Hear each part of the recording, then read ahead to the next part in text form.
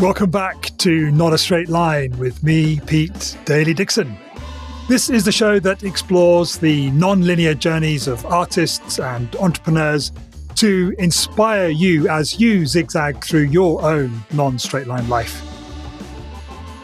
And this week, I'm having a chat with my good friend and fellow wayfarer on my journey to making this podcast, Jennifer Bates. Jen isn't one of those people you see marketing themselves to the nth degree just to get those dollars rolling in. She's a life coach with a strong focus on you and your needs, if you become her client, of course. Her humility is admirable on her mission for everyone to find a path to recognizing who they are and what they bring to the world. She is a self-described military brat with a diverse experience in theatre and arts. And as an academic overachiever, she followed her father's footsteps to join the military as a means to achieve her goals. Needless to say, some capital T trauma steps in and plays a part in her upbringing. But without these moments in her Not a Straight Line life, I wouldn't have had the pleasure of meeting Jen on an audiobook narration course, activating a podcast called Creating Spaces with Jennifer Bates, go check it out, and inviting her onto the show today. I know you'll enjoy the harmony that Jen brings to our chat. Let's get to it.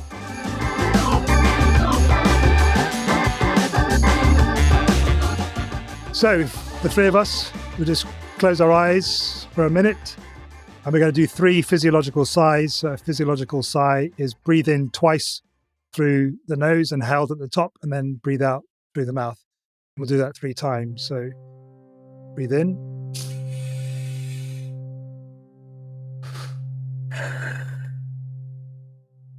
And again.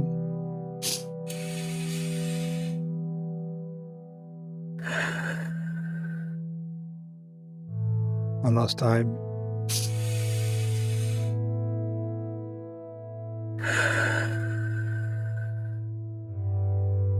Jennifer Bates, welcome to the Not a Straight Line podcast. It's such a joy, privilege, fantastic delight to finally have you on. Finally. It's good to be here. Thank you for inviting me, Peter, and being so persistent. Because we've known each other, a lot of guests I have on the podcast I've never met before, but you and I have known each other for a little while. Yeah. Wow, it's hard to believe. Gosh, it's been several years. It's hard to believe that's been that long. Yeah. And we've even met up in person, which is special considering that you live in America. And just on that, just help the listener orient you geographically in the world. Where are you? I am currently located in Northern Virginia, Arlington specifically, so right outside of Washington, D.C. So you say currently, that kind of implies that you haven't been there forever. No, I am the partner of a U.S. military service member, so we tend to relocate often, but I am at least under the impression that I think D.C. is going to be the final stop, so fingers crossed. Excellent. I send every guest an email a couple of days before their episode records. I've already asked you if you had that email, and you said that the question I give all my guests caused an element of reflection and mulling over for you. Mm-hmm. But when you thought about that time in your life that question speaks to, what finally did you settle on? I mean, when I said mulling over, I think it's because I've kind of lived a life where I really don't feel like I was on a path at all. I just kind of zigzagged around. So it was like, what's one that sticks out? So I had to really, really think about it. And the one that I came up with was, starting my parenting journey, like having our first child.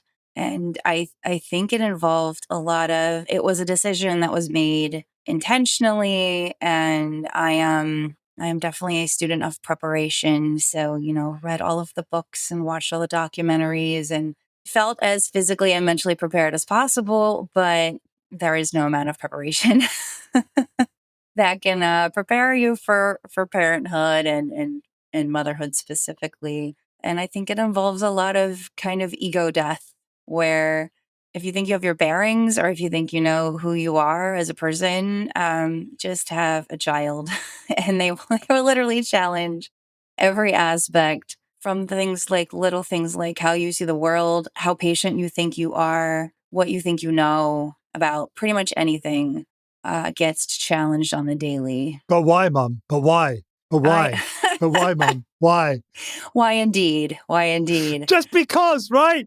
I know. And yeah, it definitely becomes more challenging when that little person is like a mirror image of yourself at that age. A lot of self-reflection happens, a lot of, healing those childhood wounds. You're kind of forced to literally look at it because this person's like mini you staring you in the face. So yeah, no, a lot of growth happened there. And you don't just have one, do you? Oh no, I have So two. so so you think you got it sussed. Oh, yeah, especially when they're, like, different in ways you can't even imagine. You're like, the first one comes and you're, "Okay, I think I got this clocked." And then that second one rolls in and they're like, "Ha."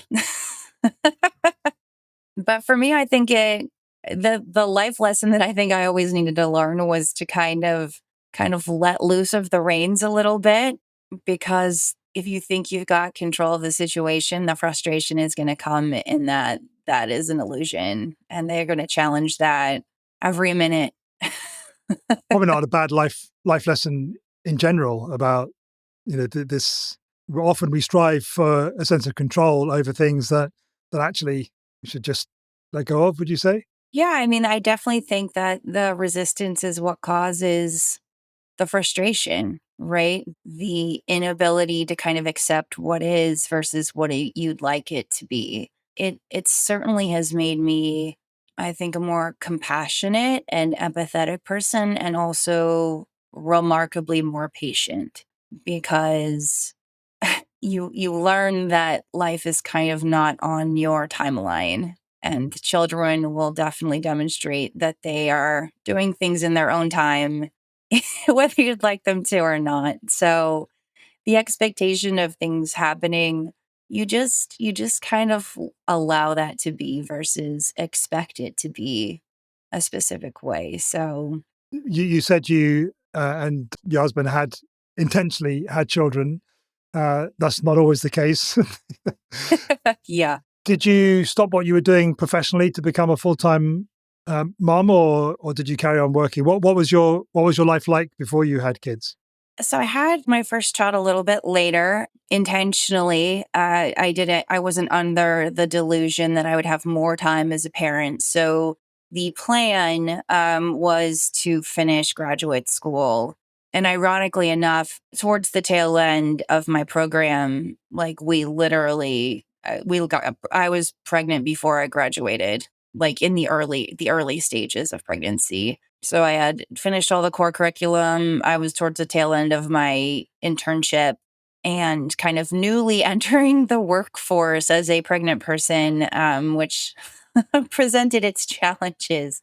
I definitely had a lot of ideas about what kind of parent I wanted to be. I was trying to be really intentional about the things that I wanted to do as a mother.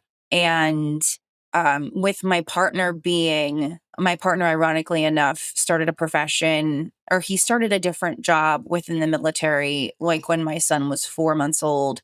That basically made him like never, never home, to the point where we would take our son to work to see his dad, because he was there like early in the morning before the baby was up, and he was home after the baby was already asleep, and then would go in on the weekends to kind of keep his head above water.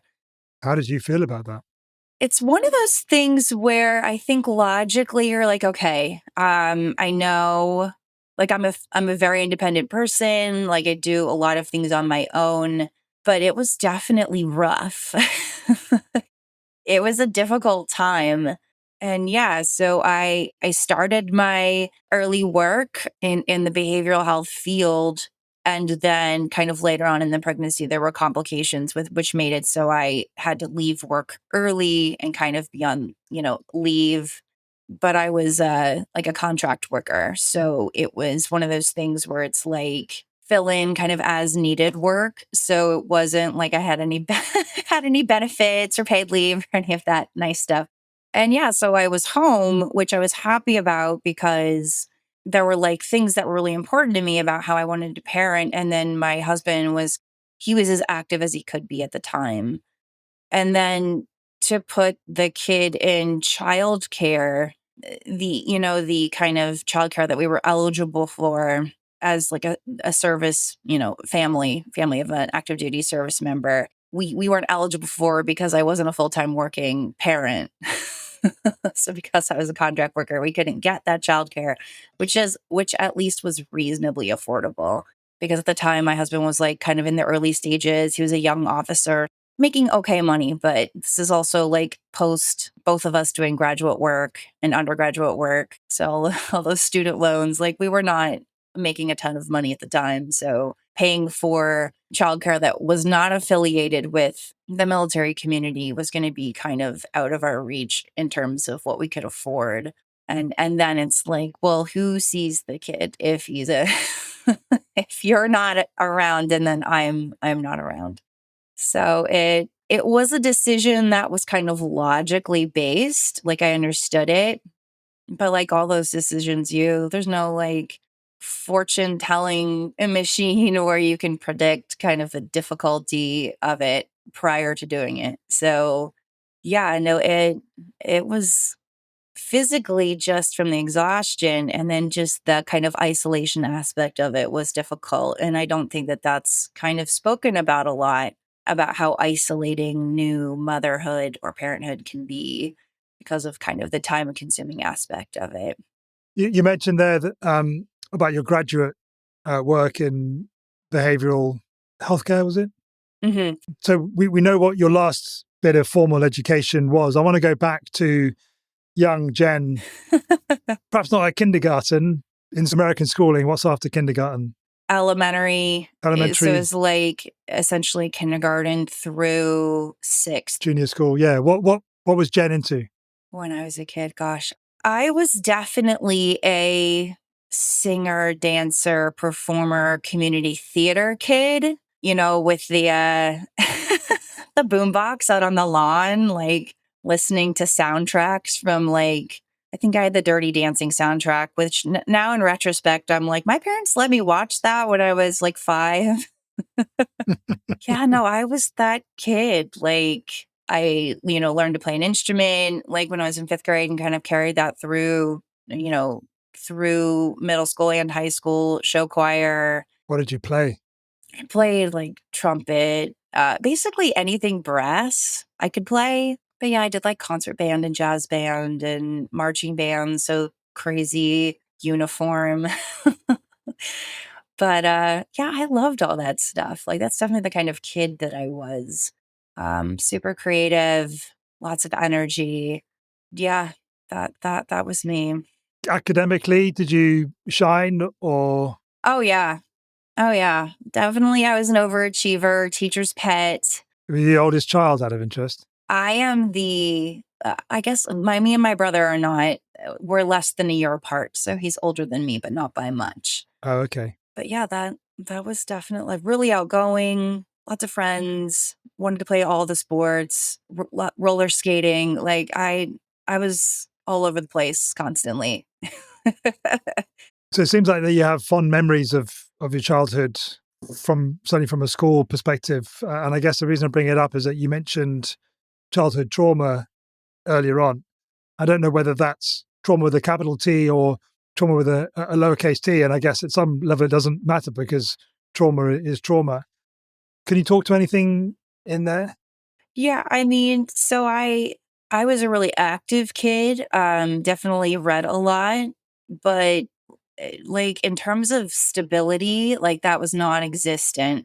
My father was also a service member, so I was what they call military brat. I don't even I lost track of how many schools that I attended as a kid because we moved so often. And it's not like today where you can kind of keep track of your friends like on email or like social media and stuff. Like the best kind of we had in that era was writing letters to your friends. But I think at the time I viewed it as almost a strength because I came really flexible, adaptable.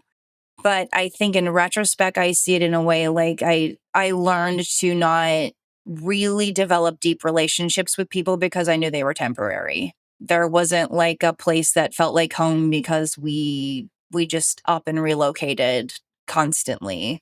And then, my parents were kind of dealing with like their own issues in relation to, neglect and abuse in their own homes, and we were kind of still in the orbit of those, family members and friends. And so that stuff was really apparent to me. I always considered myself, even from a young age, to be someone who really observed people. I was a people watcher. I was really curious about like watching how people behaved and wondering like what it was all about. And yeah, so I think a lot of the kind of overachieving, it was kind of an effort to keep everyone happy or to mitigate negative consequences. Well, maybe if I'm like really good and perfect and I do everything right, then that kind of ensures the highest likelihood that, things will go well for me at home. I had a sibling who kind of struggled developmentally, which it wasn't really something that people had an awareness of 40 years ago, right?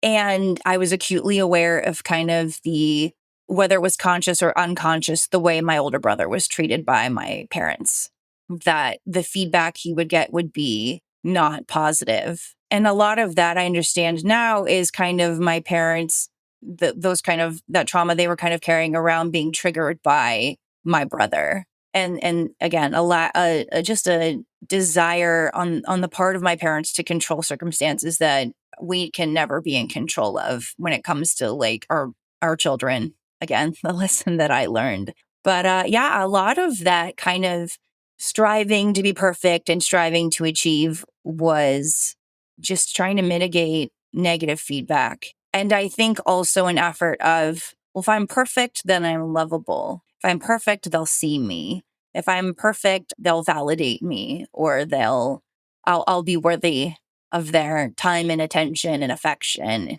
I just have to be it all. How did that work out? um, I mean, I think for the most part, it worked.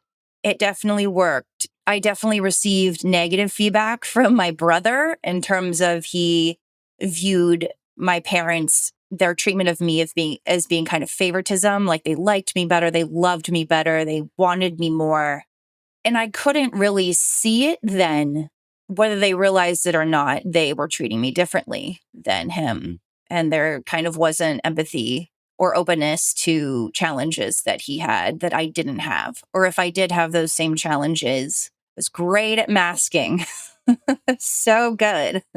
But I think the unintended consequence of pretending all the time is I don't think you're really in touch with who you actually are, or you might believe on some level that maybe that person's not acceptable. Only the person I'm trying to be or want you to see me pretending to be is acceptable. So I was just communicating to myself, well, maybe who I am really and those vulnerabilities have to stay hidden because I've seen how they've been received in terms of how my brother was treated. So maybe that isn't safe. And how old would you say before you started to sort of change that? I'm assuming you don't still think that now. No, obviously, like I've definitely grown a lot.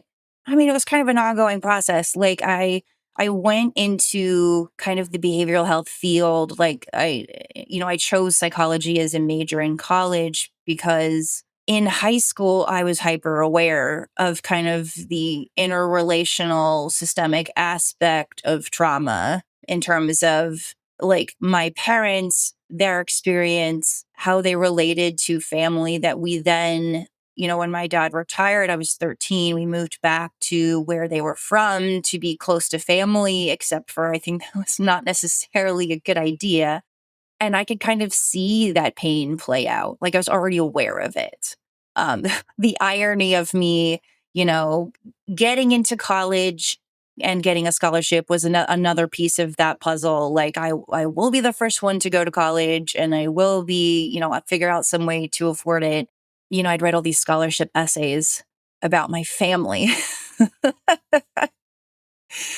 And how I could, and from an early age, I was almost tasked to be the mediator between like everyone, my parents in their relationship, which was dysfunctional, and how I would kind of be like, there would be kind of a period of time where like they would like share things with me like in confidence about the other parent that I'm probably not supposed to be involved in this. I'm still your child, but there was definitely an impact, and I think it took having a child to really unpack all of that, because children are just so kind of emotionally broken open with everything to see. As a mother, the question for me was always, is what they're sharing with me, am I going to communicate the message that what they're sharing with me is a reason to not love them? And if I did do that, what's the consequence? And I think again, when you see these little people, experiencing emotions that obviously kind of stir things within us, which I think is why we try to kind of stamp it down and put it in a box. It's because it makes us uncomfortable seeing somebody openly upset. The tendency is to judge it, and the tendency is to kind of stamp it down and force these little people to kind of be closed off. And whether we want to or not, that kind of message that we communicate is, big feelings are not okay with me. And obviously we have big feelings and so do they, and we teach them that they're less lovable if they have big feelings. I love the way you call them big feelings as Yeah. opposed to good and bad emotions, because emotions are neither good nor bad. The analogy I like, they're just like a light on a dashboard. When Yeah. when your fuel empty light goes on, you don't say, oh no, bad light. You say, oh, my car's about to run out of fuel, so I need some more. Yeah, big feelings. I like that phrase. I like to think about emotions like they're a spectrum, right? Like all the colors in the rainbow. And we have the capacity for all of them. Like, they're not good and bad. There aren't any that are unacceptable. Like, anger is an acceptable emotion. Like, frustration is an acceptable emotion. Like, it's just kind of a natural response to things that happen in our environment. But I definitely think, the good vibes only crew has taught us that there's only acceptable ways to behave. And when we have children who, gosh, they're like still like, in terms of like the, frontal lobe isn't fully formed until you're 25. Like, expecting 2-year olds to be logical is illogical, like from just a developmental standpoint. So really is just, when that's happening and you're feeling uncomfortable, and the question first for you when you see those big feelings happening should be like, why am I feeling uncomfortable?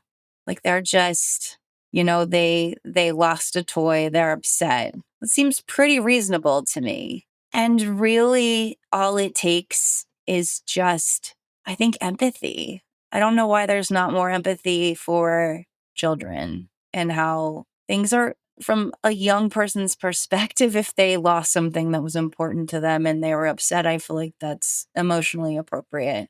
I don't know why we don't create space to see that. And whenever it activates something in me, because of course it does, I think, okay, well, like, I get upset. Why do you say that you don't know why we don't create space, but now that we've got a bit of space to think about it, why is it that you think that we don't create that necessary space? Well, for me specifically, I don't think we want to feel negative. I don't think we want to feel big feelings. I think big feelings are really hard even for adults to experience. I think it's easier to distract than it is to acknowledge things that are painful. Children are going to push those buttons, and they're going to push those boundaries, and they're going to have big feelings. And if you're not in a space where I won't say tolerate big feelings, but I guess that's the best word for it, then you're not going to make room for, Accommodate you're not going maybe to, than yeah, tolerate. you're not going to accommodate someone else's big feelings if you yourself can't have big feelings. And as a person who learned at that age that big feelings, like there was a certain level of emotional expression that was acceptable. The reason why those big feelings were uncomfortable for me was because of what I had been taught to believe about them. So I had to unpack that. So what's the answer? It it really, and this is such like it's such a like big kind of systemic problem, but the answer is always if there's something that you're wanting to kind of understand in other people, you have to understand it in yourself. So that the unpacking starts with you. If you're coming from like an unhealed trauma space and then kids enter the mix, it's going to be a rocky road for you and for them. It seems like a lot to ask for people to like be a certain place on the healing journey before they like have human beings, but at least start. And the why is always important. Always. If something's happening in your environment and kids, again, they will poke and test and push those boundaries and you have a negative response to it. Why is always important. Like, why is this happening? Why am I feeling this way? Like I have a thing about being rushed. Like I hate being rushed. And you're always, I feel like, running around chasing after little people who don't know the 10,000 steps about, how we get out the door. And that uncomfortable feeling that I'll feel will come out like it's like it's their fault, like they're responsible, which they're not responsible for how I react to them. But it has everything to do with I don't want to be rushed. So everything that we react negatively to has something to do with the trigger and everything to do with what happens inside you that makes you respond to it that way. So it's like, do I have a thought or belief system that makes what just happened bring up uncomfortable feelings? Why is a toddler in the store like having a tantrum so uncomfortable for people? Is it because the child is not in control of themselves? Does that maybe pull at a thread where you don't feel like you're in control of anything? And how are they just allowed to emotionally express like that when When you you're not. can't, when that's not okay? Like, it's always the why. The why is always so important. I had so many instances where, like, especially my daughter, which you want to get triggered, like, watch your mini me, like, emotionally untangle. And eventually it just got to, okay, well, accepting her and all that she is means I have to accept myself first. I can't expect her to be perfect any more than I can expect to be perfect. And does perfect exist? Of course not. But and just seeing her, right? Melting down in the aisle. You want that thing. It's so disappointing, I know. Just let her kind of rock the wave of her emotional expression and everyone else be damned. And it would usually just kind of it would be all right. It'd be all right. She'd kind of, get to a place where she was okay. You mentioned earlier on in our conversation that you were always very creative as a child, dancing and acting and things. And then you kind of mentioned in passing that you did a psychology major at college. So does that mean that the kind of acting and stuff went away? So yeah, no, I carried through with acting until essentially the end of high school. And of course, I had those big dreams. Like we on my senior class trip, we visited New York City and we went to like a film studio and I got to like do some like green screen work and we went to my first Broadway show that I'd ever been to, Annie Get Your Gun with Bernadette Peters, which I think for me was one of those like core memories because it was like such a just visceral response that I had to it. And I remember looking at classmates and being like surprised that they weren't kind of emotionally responding to it in the same way that I did. But when it came time to pick a major, there wasn't money for like for me to be a performing arts major. I had to like pick kind of a serious career field and I ended up actually interviewing and getting like a military officer candidate scholarship. So I had to go through like a 4-year training program while I was in college. And I remember being upset about it. And I remember my dad specifically being like, well, you like acting can be a hobby you do on the side. And I remember being like really almost offended by that comment. Like everyone kind of knew what was good for my life. And yeah, financially there was just no room for me to pick a performing arts major. I had to like I ended up getting the scholarship for psychology, which paid for part of school, which was helpful. But then, kind of the participation in the training program was like a full time job during college. I remember I took like an acting elective as part of my degree program in college. But other than that, it was literally all training to be a future Air Force officer, like outside of class. And that was just, I was going to say, was it an academic scholarship? Yes. So I couldn't change my major. Like I picked, and then once I had interviewed and I had to do all these, steps, take a physical fitness exam, all these things.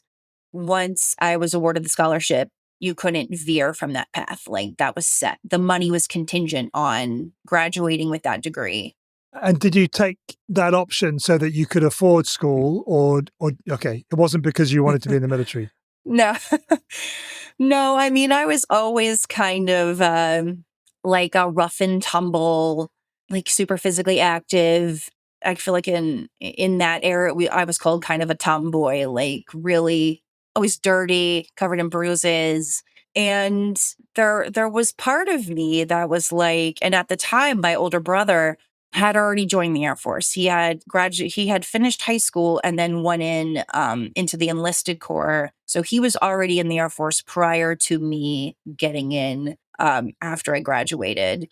But yeah, there was an element of it like I had grown up as a military child, so there was kind of a degree of familiarity to it. I had a service commitment, but it wasn't like I had to do it forever. I kind of gravitated to the like physicality of it. Like I was an athlete. So there was a lot of it that was like, okay, this is kind of a logical next conclusion for me. It was really like the main reason was it was kind of the only way I could pay for school. The school that I wanted to go to. Cause yeah, I could have probably gone to it. Like I applied to a bunch of different places, again, weighing like who's gonna give me the most money, even with like academic scholarships and, a resume of extracurriculars. I always joke that Jen of 2000 would not get into the school that Jen of 2024, 25 would get into.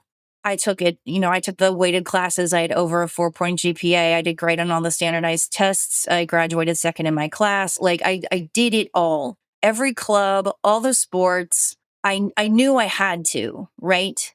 In order to both get into school and make it as affordable as I could. But yeah, no, Jen of today, even with everything that I just said, is not going to get a scholarship because the bar is just in space. Yeah. You talked about the familiarity of the military environment, obviously, because you were brought up in it. Do you remember anything surprising you, sort of being not necessarily on the other side of the fence, but as an adult, actually being in service as opposed to what you remembered of being a military child?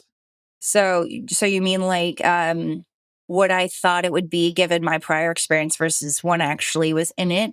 Exactly. Yeah. Thank you for articulating the question better than I am. I don't think a lot was surprising. There was definitely not a lot of women in the military. I mean, there still really statistically are not. More probably so than when 20 years ago when I was in. I don't. I definitely again was one of those like the physicality. I was kind of clocking it. I was kind of the girl in high school that had more friends that were guys than like female friends, which I think is interesting in my older age. I'm like definitely feel like that's a deficit, my lack of kind of deep female friendships. But as far as what happened, I don't think so. I think, well, I mean, we get a lot of preparation like, kind of through college of what that'll kind of be like in terms of, we get to, visit military bases, we go to boot camp, all of those things happen prior to you actually going on active duty. I think just enjoyed kind of the close knit nature of it. Like I have friends that I met in the military that I'm still, even all these years, like still close with, even though we're not fortunate enough to be able to communicate as often as we'd like, given the kind of busy nature of life. My job, so the military picks your job for you. They take kind of your background, your academic background into consideration, but it really is what kind of they need the year you graduate. They kind of have to fill all of the empty spaces. So I ended up as someone with a non-tech degree. I thought I would become a behavioral scientist because that seemed to be the track of prior psych grads that had graduated from our program. But I got basically put in human resources. It was, yeah, it was not, I didn't pick it. It wasn't, it was pretty boring, spaces and faces and paperwork. And yeah, no, it was pretty easy to decide early on that like this is not going to be a long-term thing. It just was like I can't spend 20 years in HR. Not to mention while I was in my early days of active duty, where I was tasked and kind of like the manpower shop, the first thing that we studied in terms of like how many man hours does it take to do specific tasks, which a lot of things were kind of being revisited because post, 9/11, there were a lot of career fields like security forces where now all of these extra tasks were being added into what they would normally do, right? For all of these kind of security provisions. So we would have to figure out, okay, with all these additional duties that are going to be added to this career field, like how many more people does the security forces squadron warrant to do these tasks? And ironically enough, like one of the first studies that we did was how many people does it really take to do HR? Because that was the precursor to all of the HR functions being put online. And now all of the tasks related to your promotion or your retirement or your evaluations were now done by you online. And so they basically phased, as I'm kind of entering the career field, they're phasing out the career field. So they ended up combining all of these career fields into a specific like job category. And it's like, I literally just entered here and I'm already starting to work myself out of a job. And when that happens and they kind of consolidate all these career fields, what do they do with everyone that was in each individual job designation? Well, a lot of the time they make you transfer to a different career field. And I'm like, I don't know that I want to be a security forces troop because they downsize human resources and they make you transfer into wherever they need people. And they always need cops. So Did you meet your partner, your husband at this stage? I met my partner my last semester of college. We were in the Air Force training program together. And ironically enough, I was his boss's boss. So yeah, in terms of he's a year younger than me, but he was studying chemical engineering, which requires more than 4 years of study because we have curriculum that we have to take as part of the officer training program, and the university doesn't count all of that towards an engineering degree. So they have to go to school longer to get the requisite number of credits to finish the degree program. So How did you meet? I, so in the training program, it's a wing structure. So there's a hierarchy. So you have like, group commanders, and then the group commanders have a squadron commander who has flight commanders who has people in their flights. It's a whole org chart. I picked him to be one of the flight commanders. And it was one of those things where we had literally gone to the same school for 3.5 years at this point. Well, I guess less because he's a year behind me. I had known of him, but we like traveled in different friend groups. So I didn't really like get to know him like on a personal level until literally my last semester of school. And it was because I had supervisory duties and I spent more time with him. As you can imagine, the college students who are cadets who are training to be, officers post graduation are kind of have instructors that oversee them that are actually active duty officers. And they were not a huge fan of us dating because theoretically I was his boss's boss, even though we're all college students in this made up hierarchy. But yeah, no, that was kind of it. Didn't take very long. And then I graduated. He still had 2 years of college left. So I graduated and went to the Air Force, and he was still at school. So we did the long distance thing. So how long after doing yourself out of a job did you decide that you'd had enough of the military, or was it you had to put a certain amount of time in before you could leave, and you were always going to leave after that time anyway? I had a service commitment, but they started to do these things called force shaping boards. Like it's like a downsizing, right? So they rank you by the year that you entered active duty, and then they ranked you by your job description.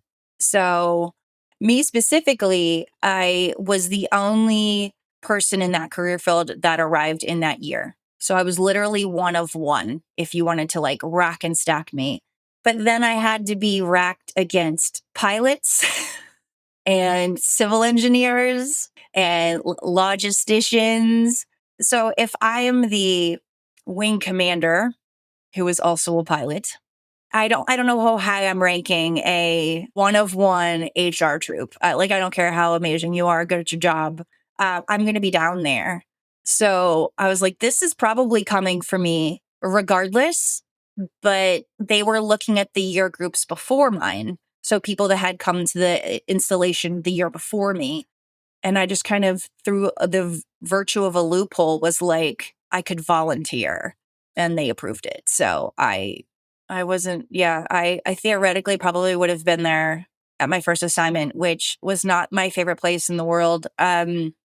I could have been there a lot longer, but by virtue of them doing this foreshaping program, I could volunteer and leave early. And did you have any idea of what you wanted to do, or you're just going to get out and figure it out? I I kind of had no idea. I definitely developed a sense of just empathy for service members who transition into the civilian workforce because HR on the like military end is not HR on the civilian end. And a lot of what I did didn't really translate into kind of moving, from the military side to the civilian side. I ended up doing a lot of odd jobs and until I basically applied for graduate school. But yeah, it was rough. Like I did a lot of different things. Like I sold insurance. I was I was a like an administrative assistant. Were you trying options to find a path, or was it kind of just more from a survival? No, it was really like so at that point, like I'm out of the military. While I was in the military, I had kind of financially supported Dave while still in college. And then now he comes on active duty. So he's now in the military. And there's a little bit of an overlap, but now I'm then out. Here we are, like he's a lieutenant. So it's, essentially in terms of officers, it's the bottom of the pay scale. We both have loans from undergrad that we're trying to pay. And so it really was just finding work to just pay bills, like try to keep afloat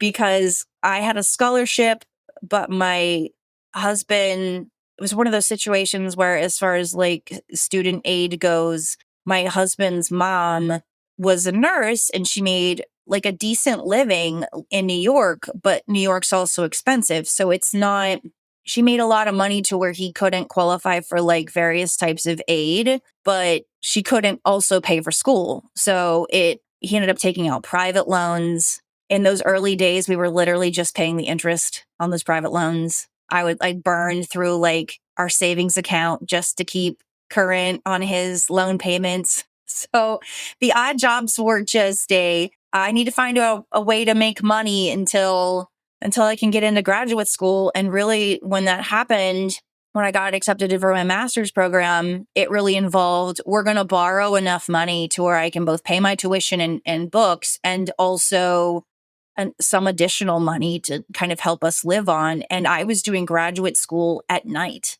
So I was at the Just hang on a second. Sorry to cut across. So you've just been telling us about the financial pressure loans and stuff from your undergraduate. So why put more pressure on with more loans by going to graduate school? What was the driver to go to graduate school?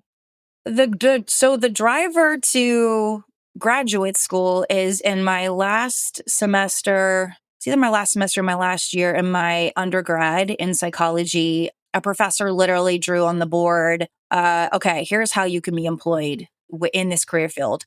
And unbeknownst to us, the shortest path was if you go like either into psychology in terms of you want to be a doctor of psychology, or you want to go into psychiatry in terms of either of those being like medical professions, those involve like medical school, like all of these, like before you're actually out making money, like that's years down the road and probably a lot more money than even you've already borrowed. So the kind of quickest route to become a practitioner was the social work masters.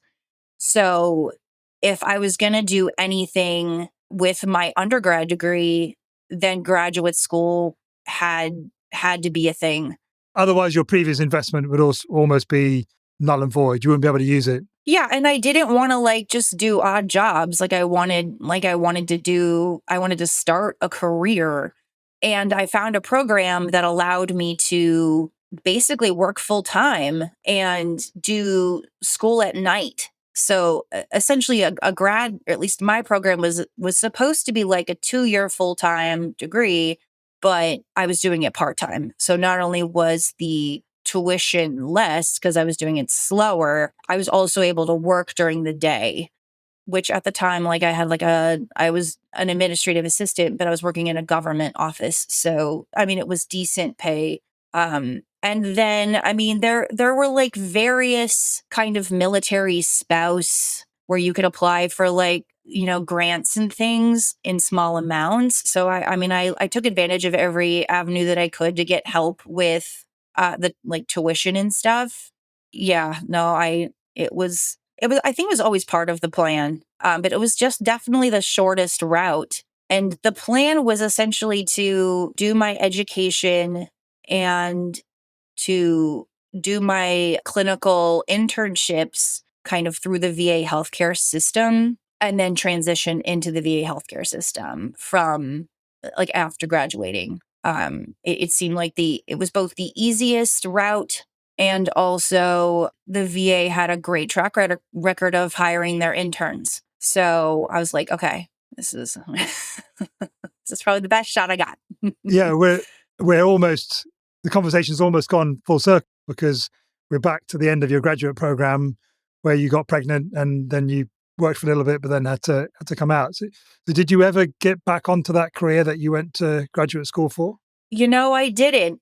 As fate happens, it always throws a monkey wrench into your plan. So I started my graduate program when we were stationed in Ohio, and then my partner got relocated to Florida. So then I transitioned to a Florida school, which with that transition, it meant I had to take some classes over. And then in the first part of my program, I had done my internship at a medical center where we lived in Ohio at the VA, which totally got kind of botched. Like, it's like they didn't know what to do with me.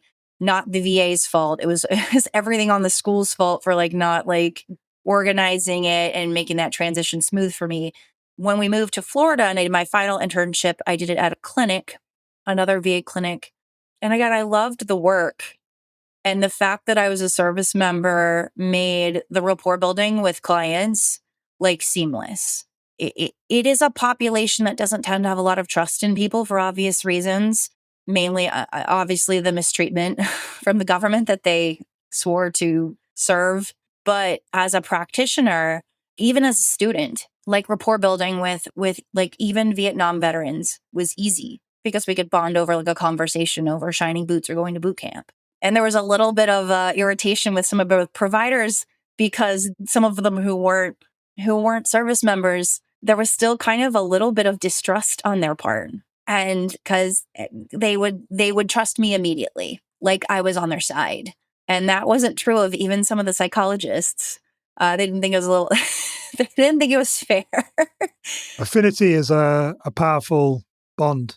Well, yeah. And I mean, the work that I do, it implies people being vulnerable. And these people were like exploited and had walls up like you couldn't believe. That immediate trust that they had in somebody they had never met before over our shared experience was really helpful for me. And just getting to work with them and even getting them to like share things that maybe they don't want to talk about. As I kind of neared the end of my last clinical internship, the plan was to transition to the medical center because this is just a small clinic. They tend to take on the interns at the hospital. And at the time they were building a new one where we lived. And then just due to construction setbacks that just kept rolling and rolling and rolling, the opening date of that medical center, even after we had left Florida, it still wasn't open.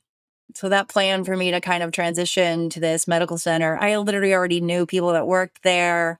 Like that was the plan. Plus, like there's a whole like licensure process after you graduate where you need a certain number, like in like 3,000 supervision hours. I would have had supervision. The pay would have been good because you can definitely work in my career field and make no money. Like no money. You can struggle, but as a government employee, like I would have made really good money and been able to get that all those supervision hours towards having my independent license, which is what you need to have your own practice. But none of that happened. And was that ultimately what you were going for? You were using the VA and the Hmm. medical center in order to get your own practice. So in a way, you have got what you wanted. Because if we can come up to the present day, you're kind of in that, certainly in an analogous space to that. Would you say? Yeah, it's so I found a way around it Well, in fact, because before we go to where you are now, yeah, because in between where you just got to and what you're doing now involves how you and I met. yes. And that was nearly 3 years ago now. On that online program about how to become an Yeah. audiobook narrator. We were assigned as accountability buddies, and we just got on really well. There's kind of a shared history in terms of acting and whatever. So, what was that all about? Was that like an attempt to get back to the creative dancing, acting Jen at elementary school that we found out about earlier? Where did that all fit? Yeah, I know, right? Seems like it's unrelated completely. So essentially once my son arrived, I didn't go back to where I was working before he was born. Part of me was relieved about that because I was so just depleted like physically and mentally.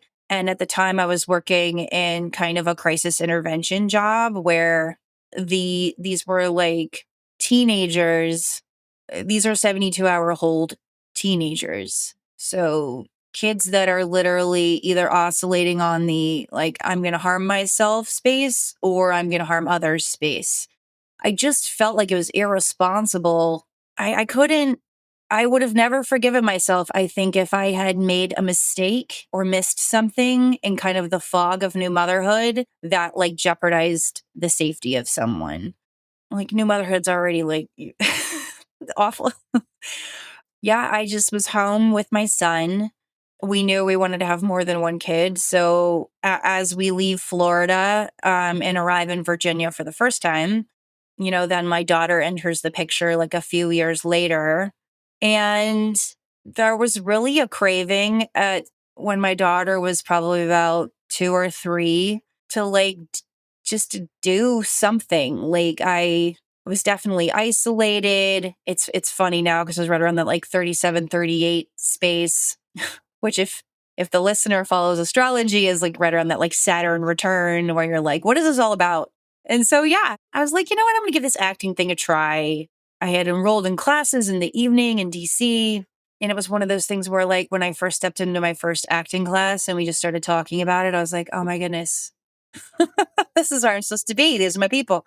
And I was doing like just there was a lot of film and TV happening in the DC area at the time. So like Wonder Woman 84 was filming, Homeland was filming. And so I got to do a lot of like background extra work, which was really fun. Ironically enough, I got to play an FBI agent and I met a lot of former military as an extra because they get hired. Then I got kind of linked into a network of prior military who are in the entertainment business. There's like a whole even organization called VME, veterans, kind of veterans and military in entertainment. But yeah, there's a whole network of people trying to like make movies and opportunities that are specifically looking for like veterans and military. And I've definitely had a lot of opportunities through that kind of space. So it's weird when your kind of worlds collide. But it just felt like time. Like I wanted to give it a go because I didn't, right? I kind of compromised when I was younger and I was like, well, maybe it's this time, right? I did a play. It was just amazing. I love live theater.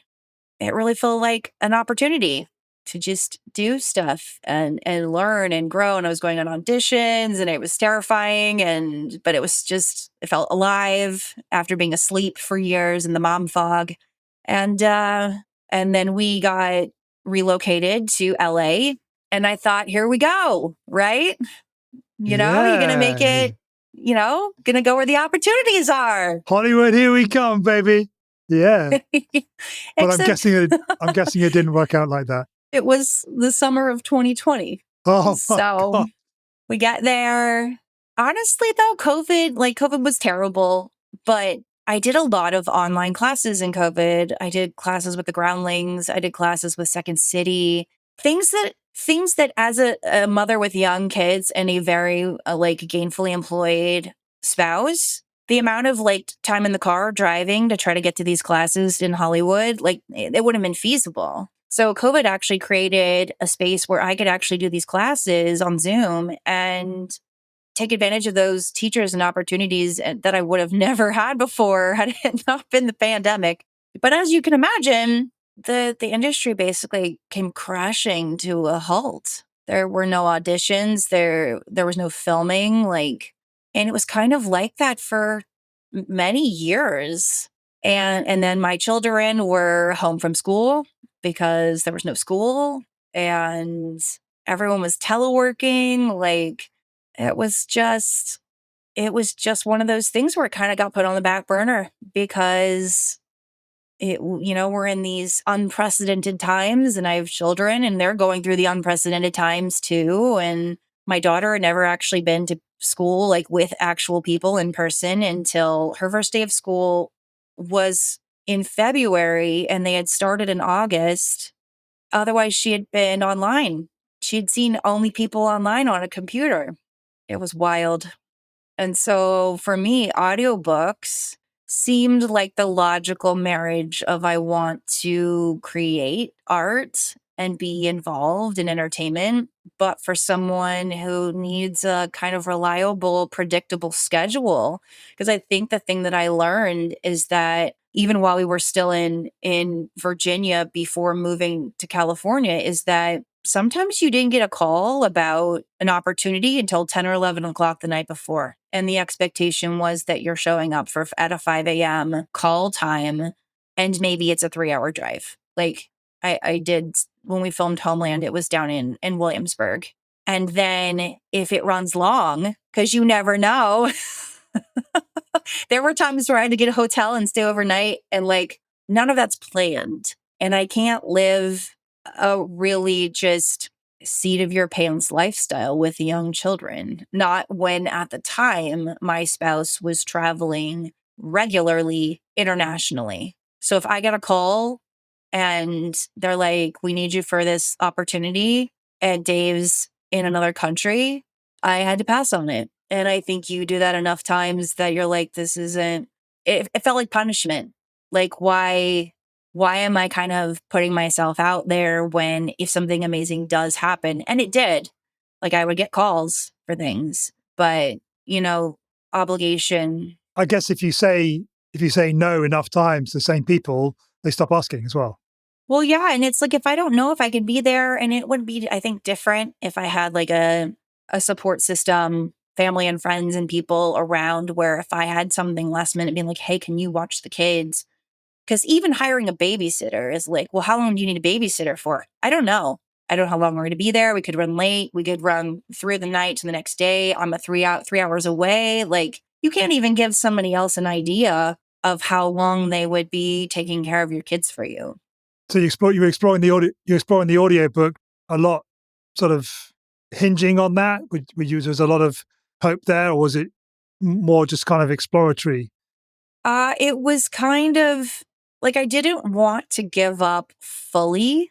So it just seems like the perfect marriage of art and convenience, right? Like filming at home and recording at home. And, if they happen to be home sick or they happen to be home on a snow day, like they are today, I could still do my work and feel like I'm still present in that space and kind of acknowledging that part of myself. And then also be a reliable parent. When you got into it, what didn't work for you? It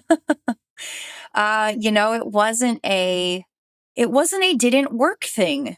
It was almost a realization that for me, the parts I loved performing, I didn't like what came with it. It was like the job that you needed to do to get hired for the job. So the constant profile management, casting sites, it just, you need to always be in class, like, and you need to be on these webinars and you need to be doing all these things. And it felt like it swallowed up the creative energy of it. And I felt kind of for me, I feel like when something starts to feel a little bit arduous, like that's a voice that needs to get listened to. It doesn't feel, it's like when everyone tells you to make your hobbies your job, except that you don't like your hobbies anymore. I liked audiobooks, but it started to kind of feel that way. And I had someone ask me prior to even, kind of making the leap into acting, why don't you become a coach? And I'm like, I don't know. Like, in retrospect, I totally had kind of imposter syndrome where I'm like, who am I to coach anybody? Like, I could be terrible at it. Well, why do you suppose they said that? What do you think they saw? I don't know. I think a lot of it was they looked at my background and then they thought, oh, this is kind of a logical conclusion. And again, I am the kind of mediator mentor for a lot of my, I guess, friends and family. That's kind of like just the natural space that I occupy. It didn't jump out at me. It wasn't something that I was really excited about until you and I got paired up. And yeah, we definitely kind of had a synchronistic, lots of things we had in common. And it was a weird kind of shift that the thing that I liked most about my audiobook experience up to that point was our conversations, was you kind of telling me kind of how you were moving in the world, and we were just kind of having those deep conversations about what was happening. I was like, I think the thing that I like most about audiobooks is coaching Pete. I never knew that. Yeah. Yeah.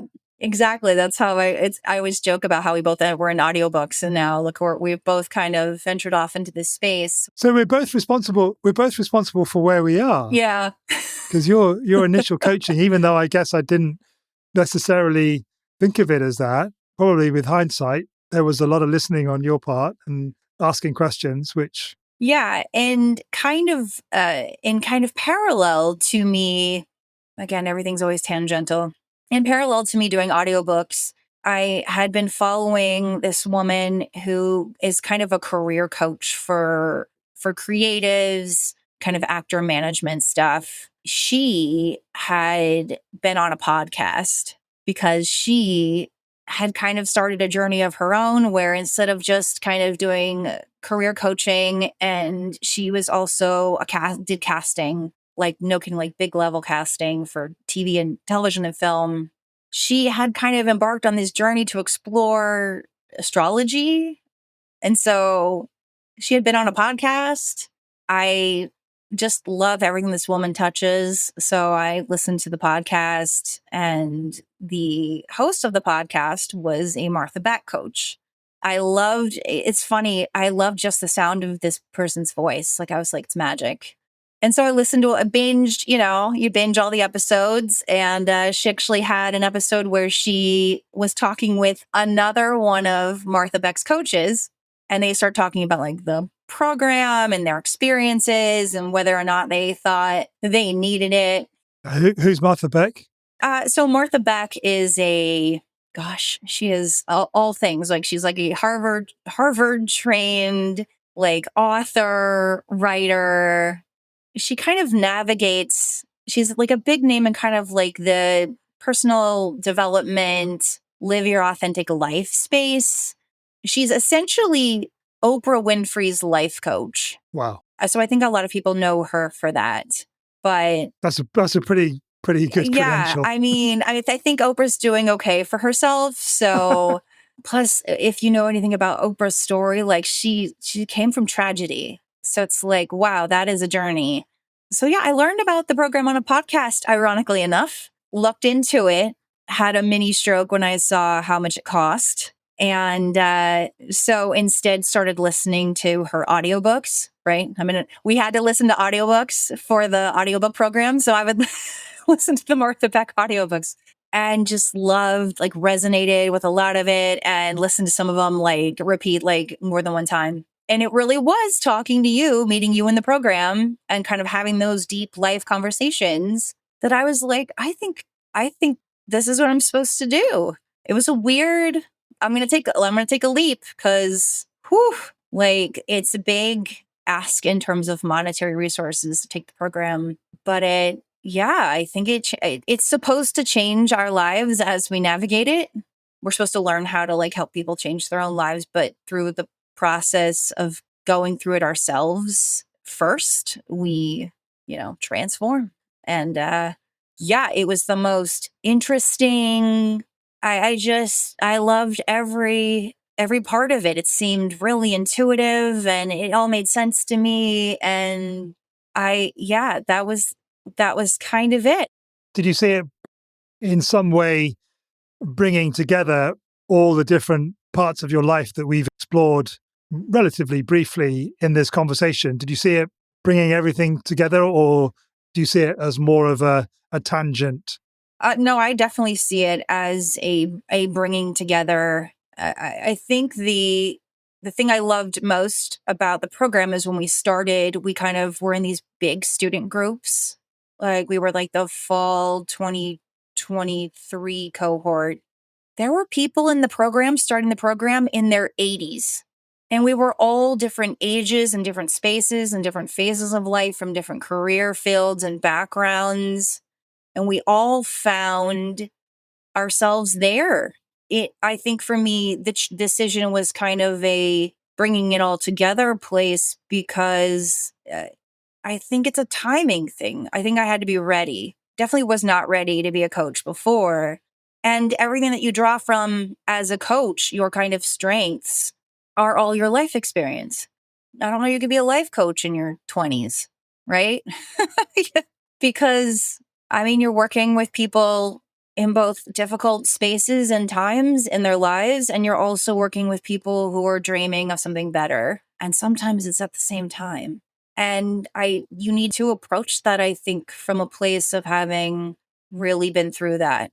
And the coaches always tell us, like, we don't have to have mastered an issue in order to coach on it, but we need to be a few steps in front of them in terms of the journey. Do you find yourself drawn to working with particular kinds or groups of people? Do you have an ideal client, I guess? Do I have an ideal client? How would the listener know, for example, whether they should get in touch? So at least for me. Okay, let me ask you a question. No, I know what you're asking. What question could you ask the listener that might make them think that they should in some way? I would probably ask something like, how does your expectation of the timeline of your life impact your experience, your day-to-day experience of it? So, how is the expectation of where you think you should be in terms of the overall picture of what success looks like? How does that actually day to day impact your experience of your life? If you ask me that question, I know how I would answer it.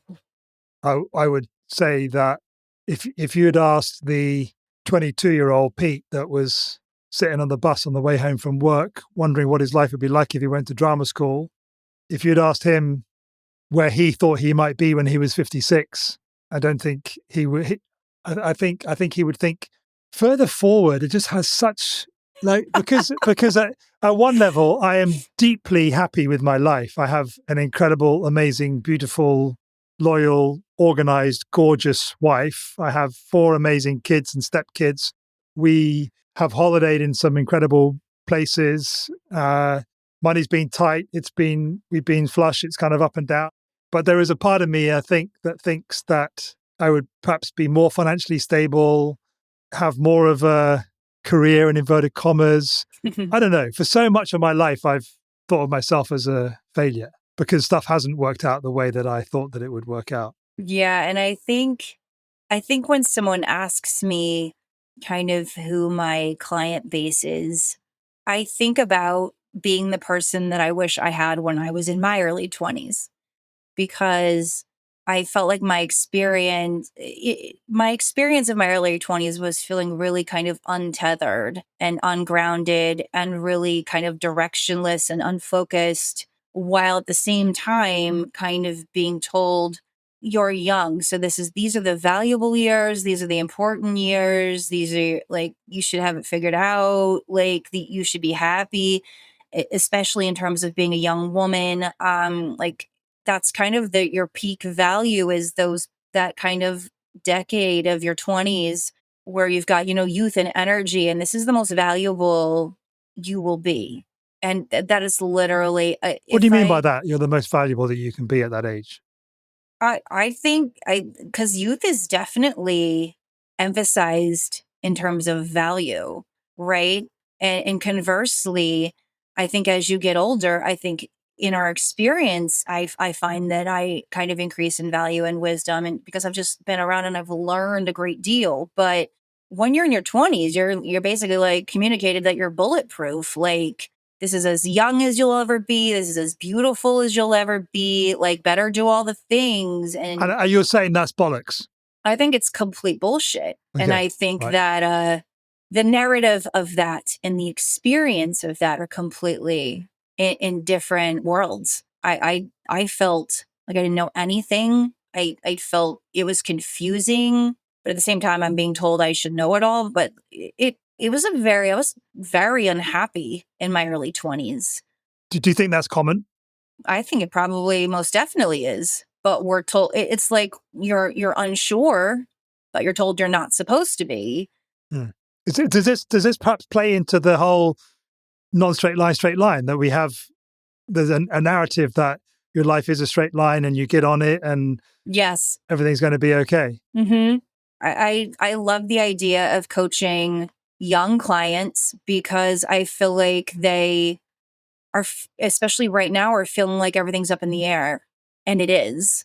And there's a level of stress, anxiety, worry, and about the progress that you're supposed to make when you are that age, and the trajectory and the Or any age, at surely. any Any age, age. really, right?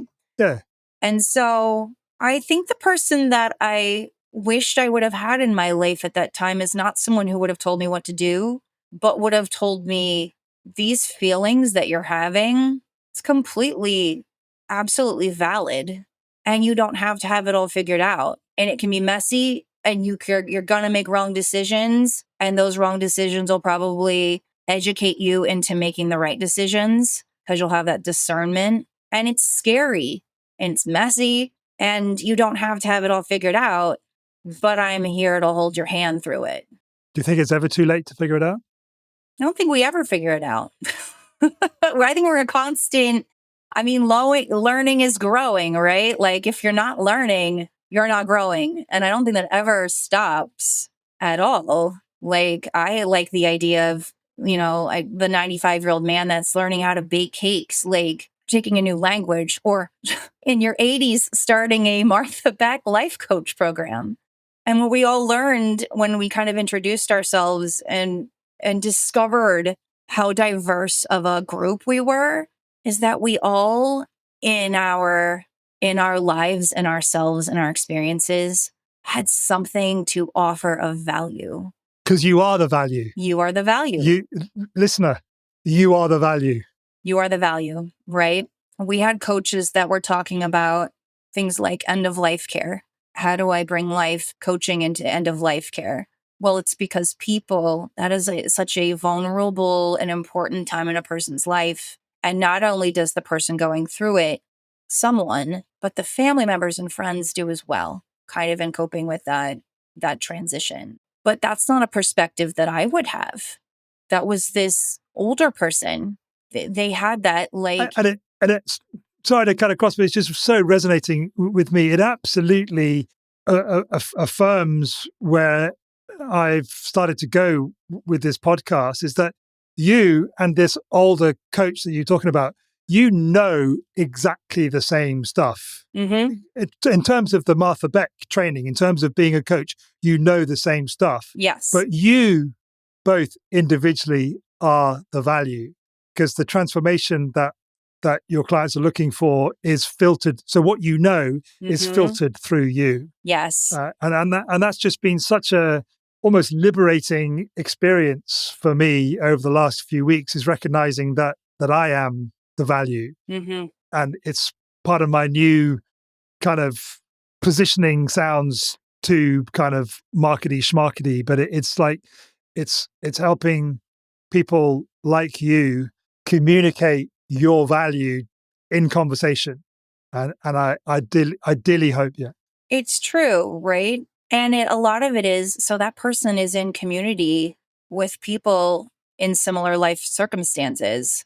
And as soon as she talked about those things, you immediately like, oh, that's the most amazing thing I've ever heard. That is absolutely a space that someone should be in to help those vulnerable people and those friends and relatives and coworkers. And it's not something I would have thought of given where I am. But as soon as it was said, it felt true and it felt important and it felt incredible. And I was excited about it. I'm like, there is a space getting filled. There are needs going to be met. There are people who are going to be seen, right? There are conversations that are going to be had. They're going to change people's lives.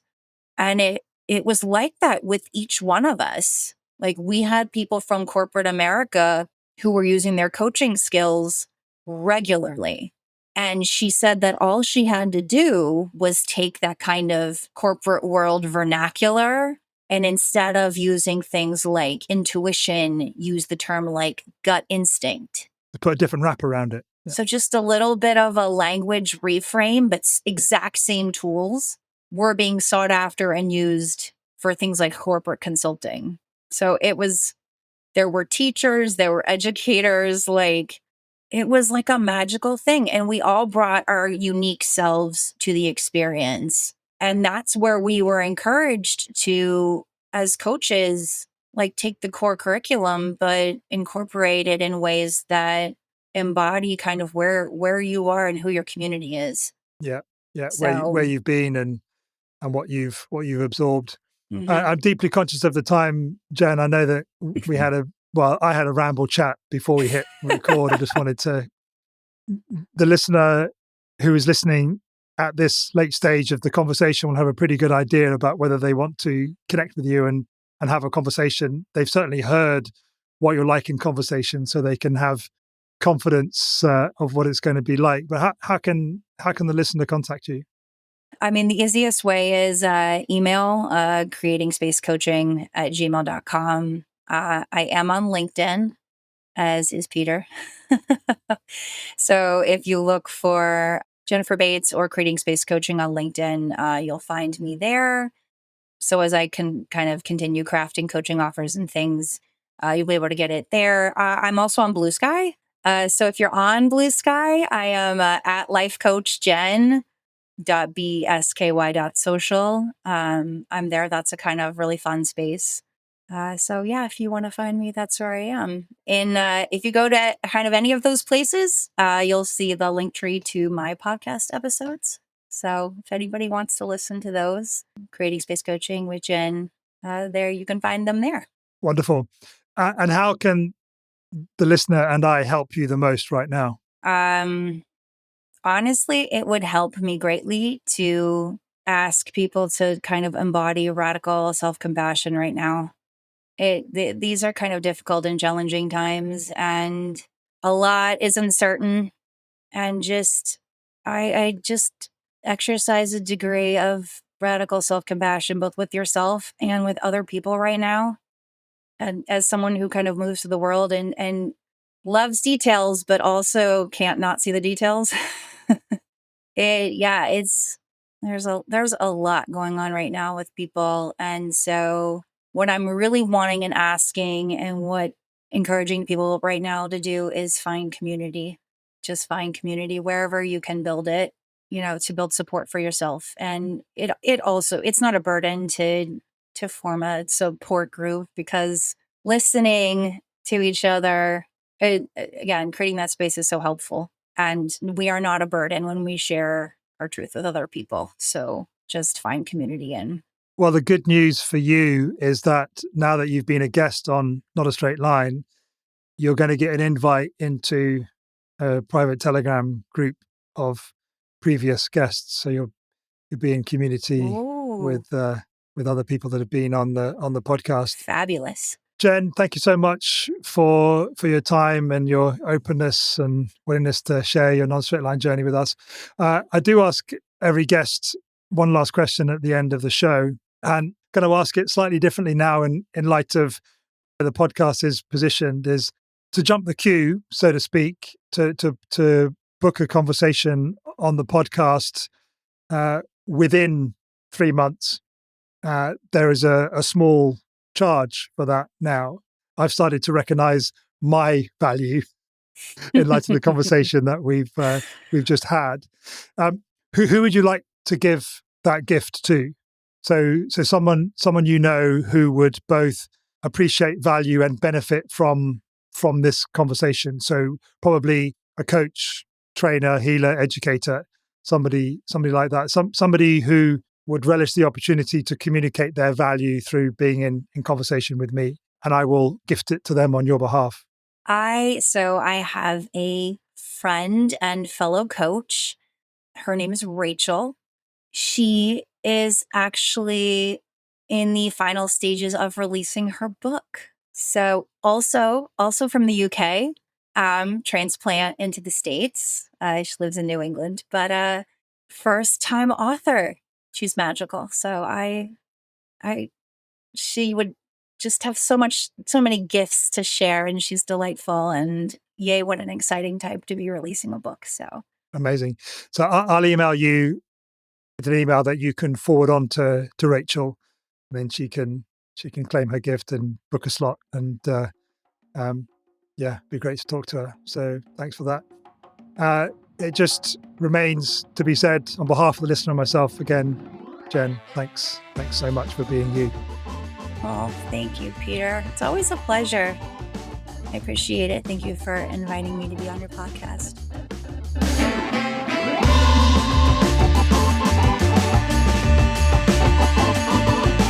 Thanks so much for listening to this week's episode of Not a Straight Line. If this conversation helped to reorient your internal compass or inspired you in any way, please let us know by heading to podcast.notastraightline.life/rate and leave a rating and review. Thanks as always to Matthew Bliss of MB Podcast Services for his exquisite engineering of this episode. If you'd like him to help you with your podcast, contact details are in the show notes. And if you'd like to be a guest on the show, or there's someone whose non-straight line journey you'd just love to hear, then please visit podcast.notastraightline.life/guest. Thanks for being here with me, and I'll see you next week for another amazing, deep, inspiring non-straight line journey. Love you.